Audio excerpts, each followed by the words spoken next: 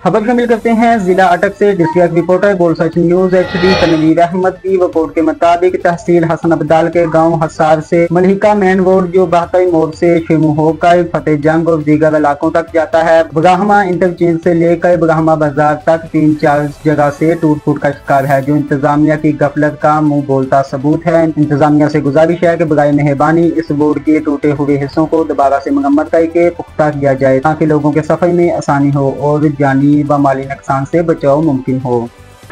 ये आप देख सकते हैं, जो भी आ रहा है रोड से उतर के आ रहा है, रोड के साइड पे आ रहा है, कोई भी रोड के ऊपर यहाँ से नहीं जाता।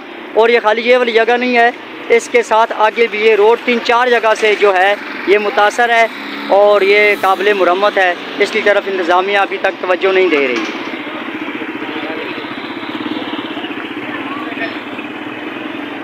ये देखें, ये मोटरसाइकिल वाले भी साइड से आ रहे हैं।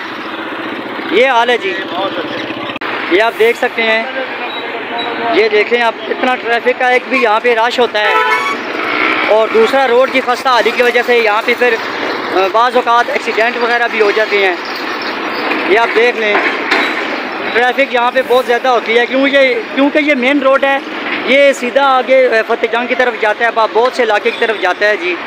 ये मेन रोड है जी, ये बातर मोड़ से आता है और आगे जा रहा है।